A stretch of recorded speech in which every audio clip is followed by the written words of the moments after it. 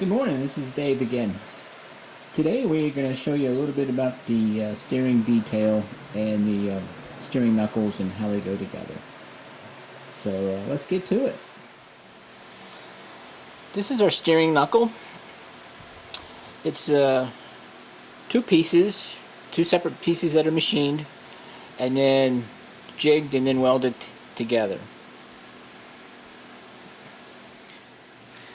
I have a slight spacing gap between the two ball bearings. These are just some old stock bearings. When the new trikes come out, we're going to have ceramic bearings in there.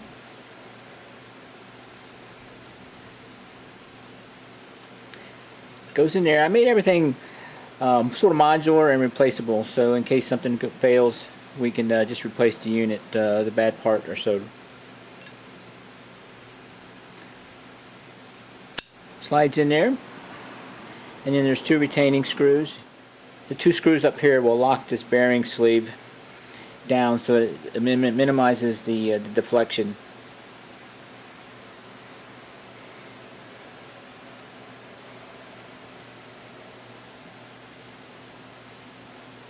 We're just going to put one screw in here. Like I said, this is a dry fit, just to give you guys an idea how this thing goes together.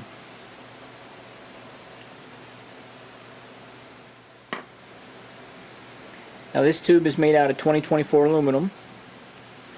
It's threaded for a 1-inch headset.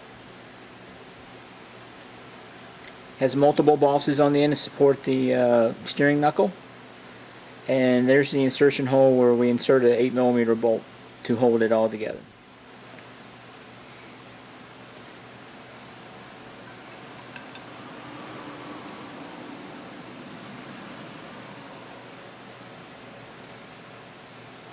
Goes in like that,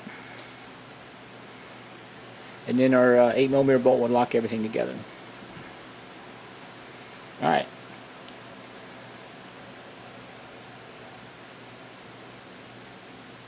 This is our right side suspension arm.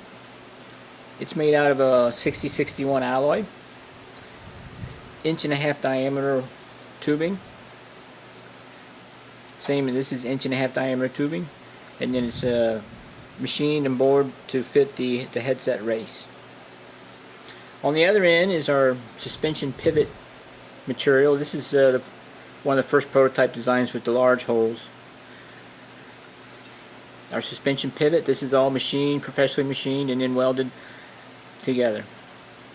Our bushing, this is just a workshop bushing. We'll press into here. There's going to be two. One will go here, and then another one will slide in here, and then there's a spacer ring to lock them together. Let's just show you a little bit on how this goes together without the headset.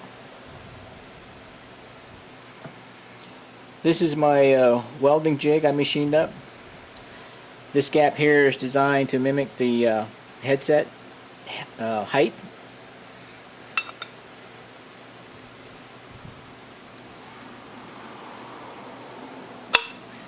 It goes in there. Like I said, this is just an assembly jig.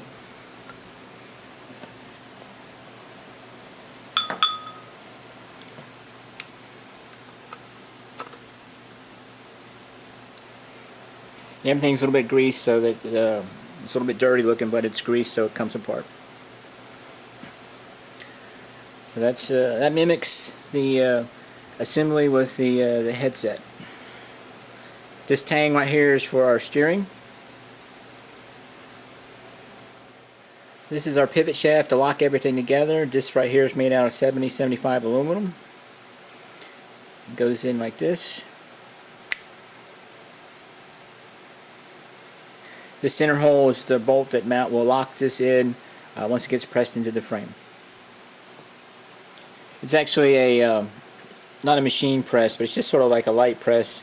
You'll be able to get this out by hand.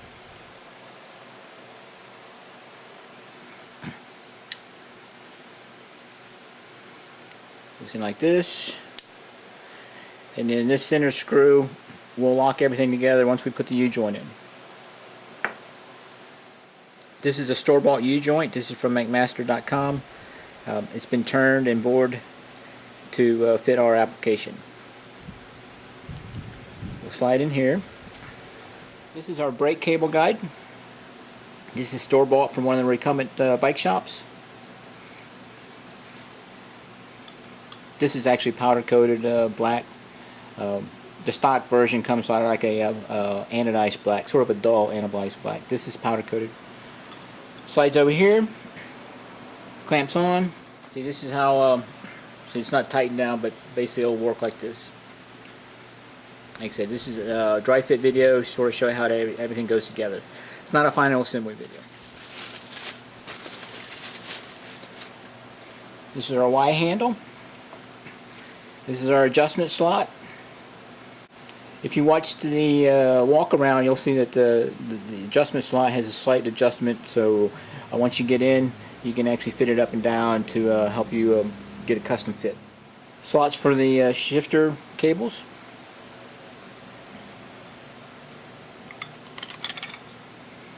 They'll go in like that. Slice together like that. And then the two 5mm screws will hold it together. And like I said, they have a little bit of adjustment for in and out. And then the end is designed to fit a regular standard bar end shifter.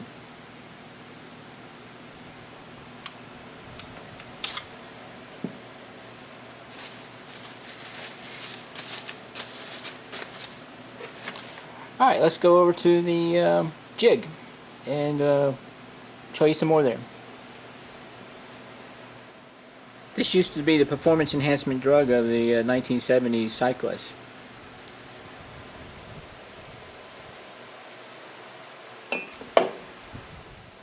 This is our suspension arm.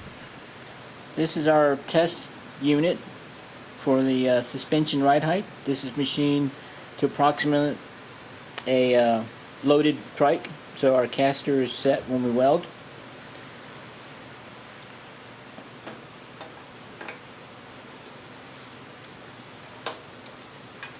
The suspension action works like this. It actually changes the caster as it moves up and down. But with the elastomers, there's not a whole lot of travel. But it's just enough to take the roughness off the road. It'll fit over. It'll tighten down, and it'll hold the sleeves in place.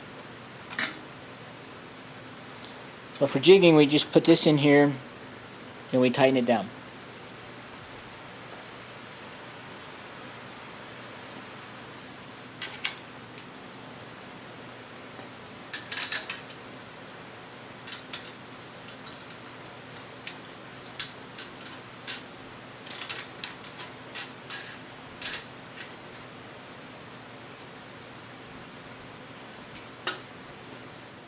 This is our right side drive axle. It's machined to take the round pin, set screw for the U-joint, and also 8mm bolt to lock the wheel in.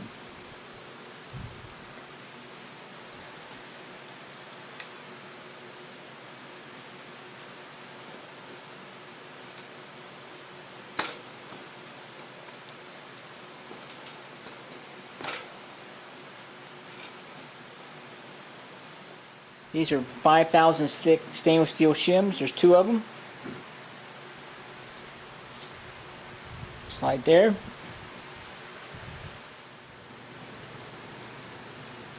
Quarter-inch round pin, available at Ace Hardware. Stainless steel, so it won't rust.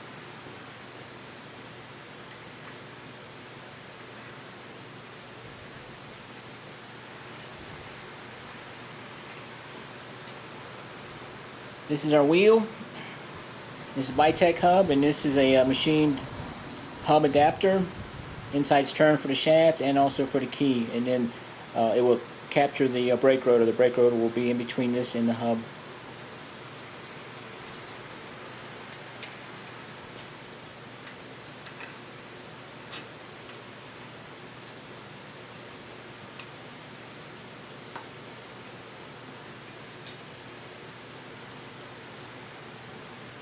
It goes on just like that. Alright, let's show you some detail on that. Okay, we have our shaft in place. We have our drive pin. Now let's show you how it goes together. I've seen where it's easier to put a screwdriver right here at the end and then as you slide the hub in,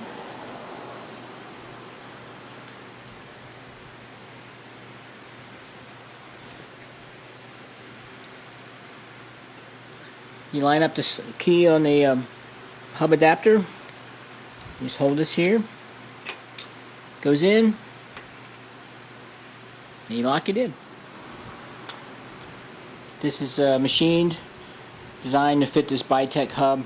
I'm just keeping the bearing in place there because it just makes it easier, because I don't have to machine another piece to fit inside there to hold it in.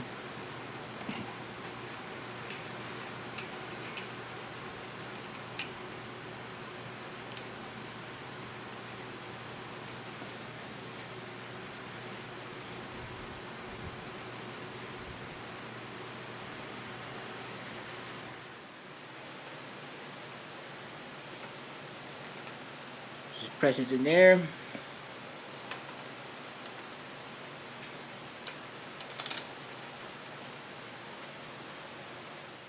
Once we do final assembly, we'll be locking down our U-joints, and we'll be using a larger 6mm set screw.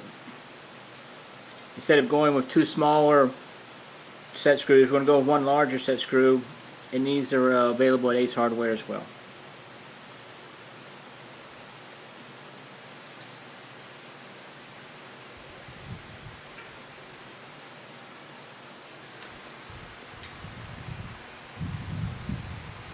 Okay, I just have my steering yoke sort of half pressed in. I didn't want to press it in all the way.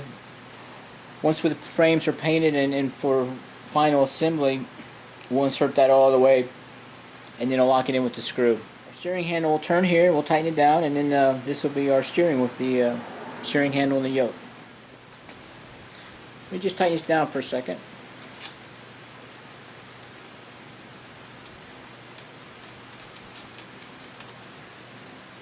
Like I said, the angle right here is off because it needs to go in another 1/2 inch. This is just for dry fit demonstration purposes. Okay, this is our steering knuckle.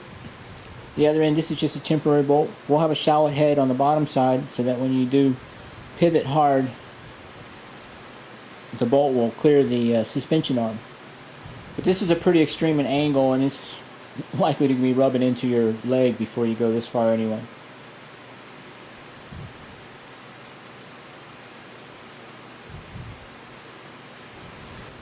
Alright, I believe that's it for today. Be sure to check out the videos online, and also check out the recently posted video for the DBT4 walk around, because it shows a completed unit.